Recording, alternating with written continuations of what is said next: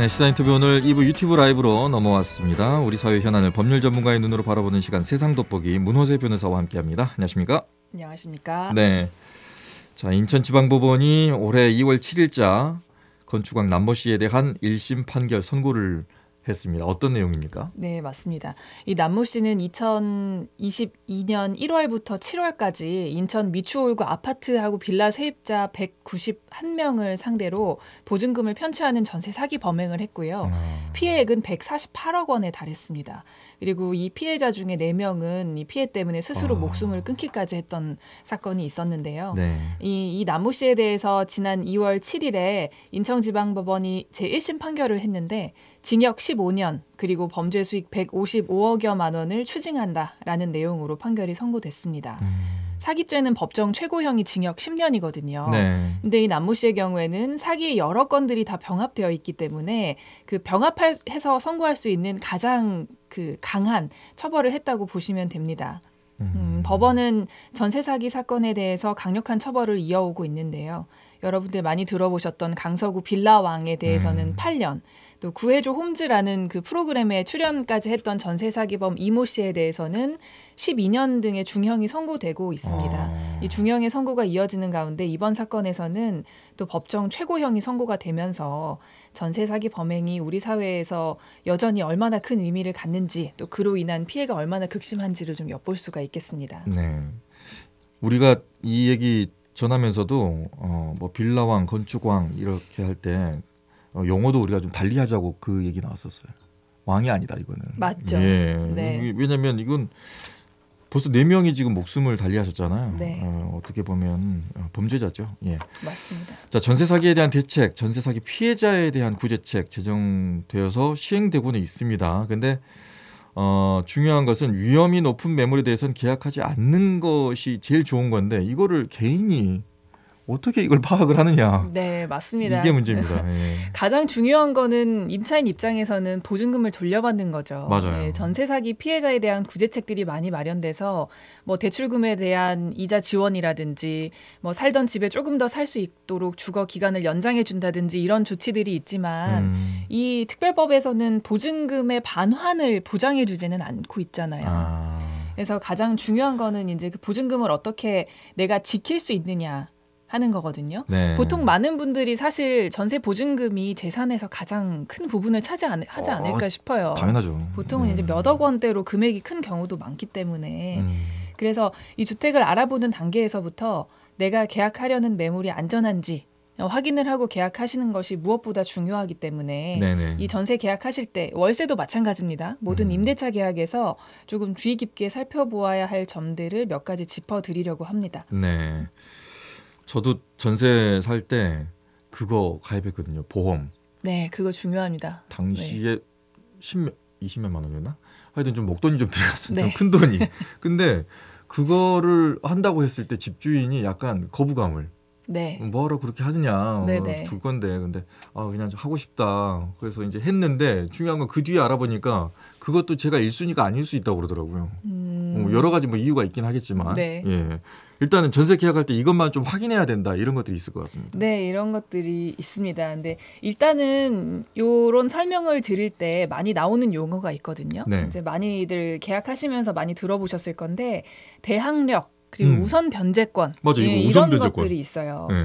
이제 대항력이라는 것부터 설명을 드리면 그건 이제 내가 다른 사람들에게 내가 임차인이다. 라고 말할 수 있는 권리라고 보시면 되거든요. 내가 살던 주택을 새로운 사람이 매수를 했을 때 그 사람에게 내가 임차인이다. 혹은 내가 살던 집을 경매로 받는 사람에게 내가 임차인이다라는 권리를 주장할 수 있는 건데 이게 중요한 이유가 대항력이라는 걸 인정을 못 받으면 내가 불법 점유자가 되는 거거든요. 그래서 그 집에서 더 이상 살지 못하고 퇴거 소송을 당하면 나가야 되는 경우가 생깁니다. 그래서 대항력이라는 걸 꼭 인정을 받으셔야 되고 우선 변제권이라는 건 뭐냐면 이건 주로 경매 절차에서 언급되는 건데요. 해당 주택에 대해서 내 날짜보다 후순위로 설정된 근저당권자들 그리고 이런 뭐 대항력이나 우선 변제권을 확보하지 못한 다른 채권자들보다 먼저 내가 그 경매 대금 같은 것을 배당받을 수 있는 권리를 말합니다. 이 대항력과 우선 변제권은 주택임대차보호법에서 임차인들을 보호하기 위해서 마련을 해놓은 장치인데요. 그러니까 이걸 인정받기 위해서는 일정한 요건을 갖춰야 돼요. 그것이 많이 알고 계시는 전입신고, 주택인도, 그리고 확정일자입니다. 이사하면 이것들은 요즘에 보통 다 갖추시는 것 같아요. 이거를 갖춰야 한다부터 기억하시고 이제 설명을 듣기 시작하시면 좋을 것 같아요. 네. 제가 지금부터 이제 몇 가지를 설명드릴 건데 네. 사실 나쁘게 말해서 작정을 하고 사기를 치는 사람들에게는 이런 것들이 통하지 않을 수 있습니다. 표현이 좀 거칠긴 합니다만. 아니 근데 왜 그게 뉴스에 나왔기 때문이에요. 왜냐하면 그 중개사부터 연루가 돼 있기 때문에 네. 우리가 공인중개사 다 믿잖아요. 네. 근데 그 중개사부터 연루가 돼 있으니까 작정하면 넘어갈 수밖에 없습니다. 네. 네. 그렇지만 거기에까지는 이르지 않더라도 우리가 또 보증금을 지킬 수 있는 방법들이 있으니까요. 네. 이걸 한번 말씀드릴게요. 첫 번째로 확인하셔야 될 거는 내가 들어가려는 그 매물의 시세를 확인하는 겁니다. 이거는 많이 알고 계실 것 같아요. 네. 깡통 전세 계약을 예방하기 위한 거죠. 많이 들어보셨을 건데 그 주택의 시세에 비해서 선순위 담보대출이나 보증금의 비율이 70%에서 80% 정도 된다. 그러면 이런 물건을 깡통 전세 물건이라고 부릅니다. 그러니까 왜냐하면 나중에 집주인이 이 보증금을 순순히 돌려주지 않으면 결국은 경매로 넘어가야 하는데 이 경매 대금에서 보증금을 다 받기 힘들어지는 경우가 있거든요. 그렇죠. 유찰되면. 네. 그리고 그 시세 자체가 떨어져서 유찰이 되지 않고 한 번에 낙찰이 되더라도 보증금을 못 받는 경우가 있어요. 요즘에 워낙 주택 가격의 변동이 좀 크기 때문에 많이 떨어졌어요. 그래서 이 부동산 실거래가를 인터넷으로 확인해 보시거나 아니면 그 실거래가 인터넷 정보가 확실하지 않으면 주변에 공인중개사 사무소를 한 곳 가지 마시고 최대한 여러 곳을 가보시는 거죠. 특히 빌라나 신축 건물 같은 경우에는 이게 확인이 잘 안 되는 경우가 있습니다. 시세 그렇죠. 확인이. 그리고 말씀하신 것처럼 공인중개사가 누가 또 맞아. 이 집주인하고 연관이 돼 있을지 모르기 때문에 최대한 여러 곳을 방문해 보시는 걸 추천드리고요. 네. 그리고 두 번째로는 반드시 그 등기부 등본을 직접 발급 받으셔서 그 안에 있는 권리관계를 확인하시는 거거든요. 등기부 등본. 근데 이게 등기부 등본을 직접 확인하지 않는 분이 계셔요. 왜냐하면 사무실에서 주기 때문에.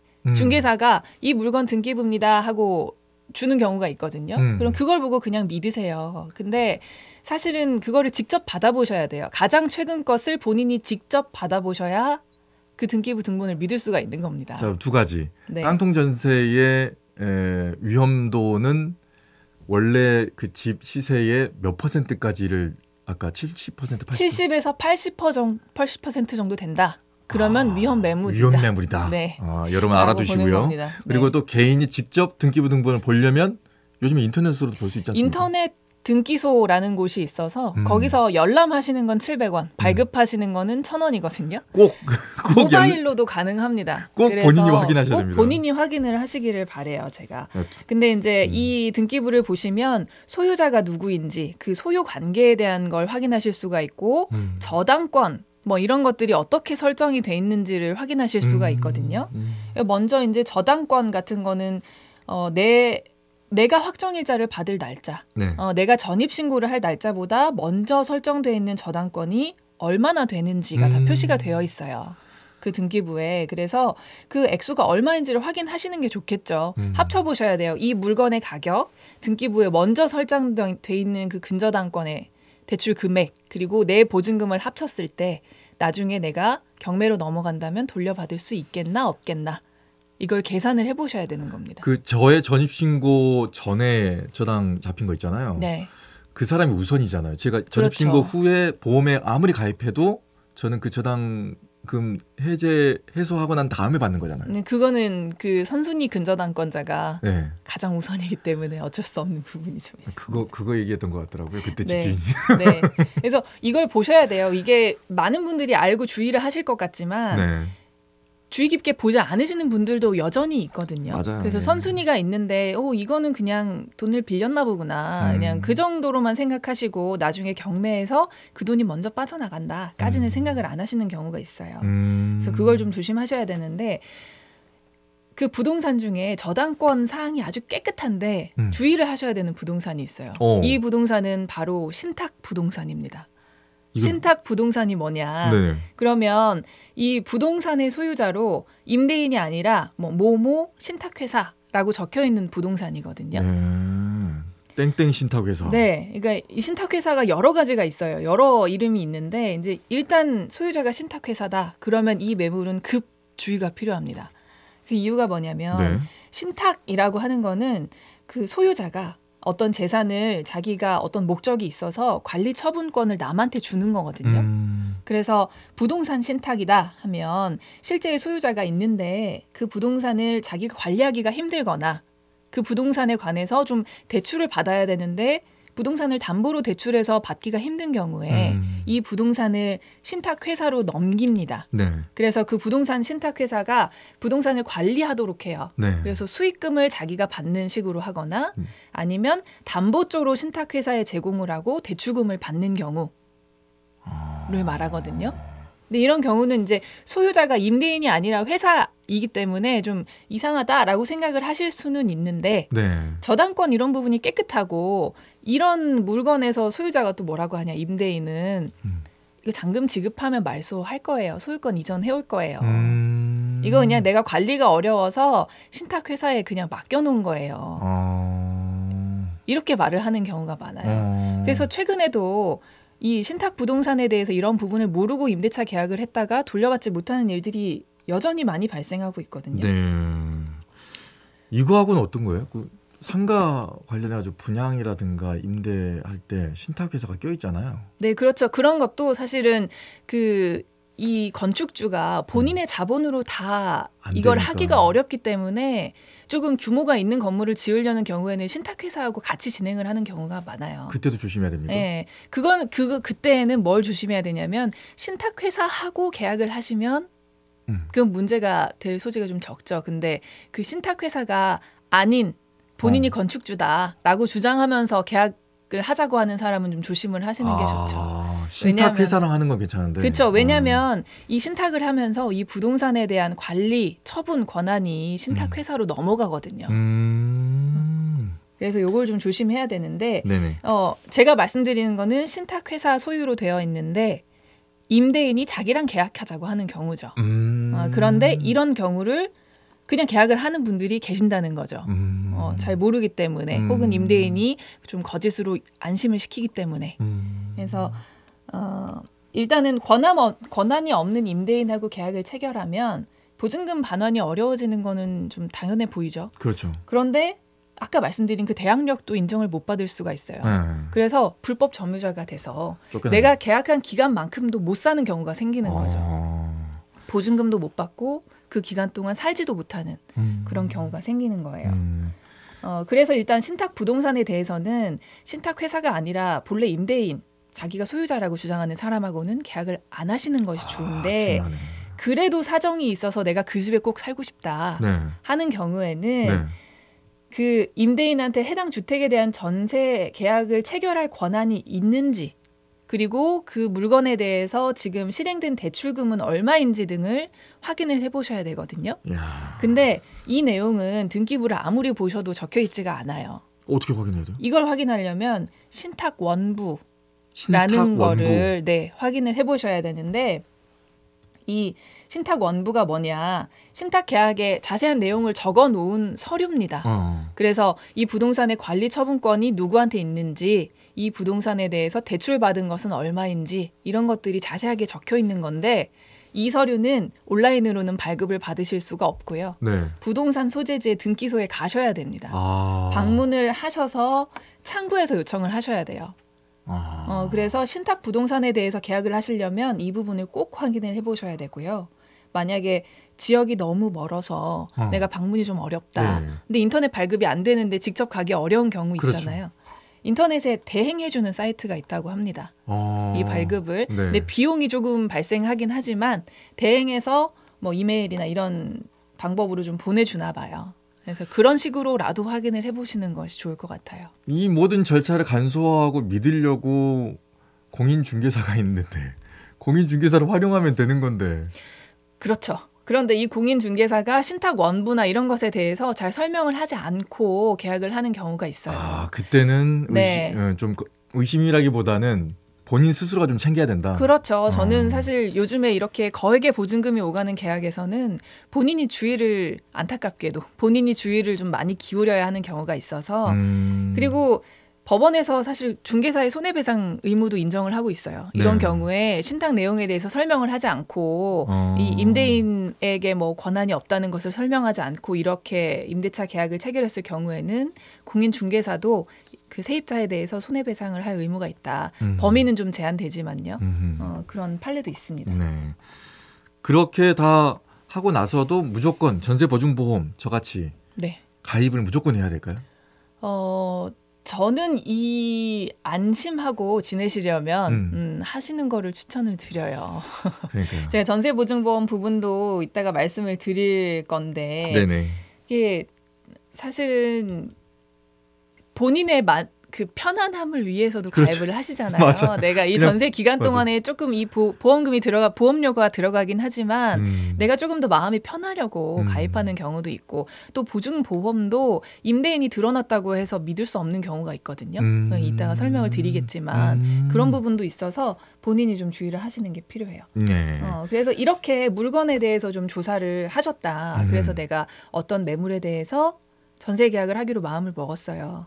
그런데 계약하는 과정에서도 주의할 것이 있는 것이 네. 일단은 당사자의 신분이라든지 이런 거를 항상 신경을 쓰셔야 되는 거거든요. 아, 맞아. 이 과정에서 그냥 무엇이든지 덜컥 믿으시면 안 됩니다. 네.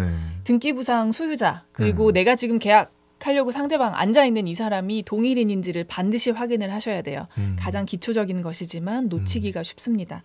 공인중개사 사무실에서 확인을 시켜주기는 하는데 네. 아까 말씀드린 것처럼 나쁜 마음을 먹고 계약을 하는 그런 조직도 있기 때문에 조심을 하시는 게 좋은 게 그 신분증으로 반드시 확인을 하시고요. 그리고 임대인의 대리인이 계약하는 경우가 많아요. 집주인은 멀리 있거나 아니면 집주인이 집을 많이 가지고 있거나 해서 제가 그런 케이스였어요. 네. 네. 그래서 대리인으로 하실 때는 반드시 집주인하고 통화를 하셔가지고 이 사람이 대리인이 맞는지 이 사람한테 어디까지 대리할 수 있도록 권한을 줬는지 이런 걸 확인을 하셔야 돼요. 그래서 제가 드리고 싶은 팁은 통화를 하시면서 이 뭐 어떤 주소지에 어떤 매물에 대해서 어떤 조건으로 계약하시는 거 맞죠? 라고 물어보지 마시고 어떤 조건으로 내놓으신 거예요?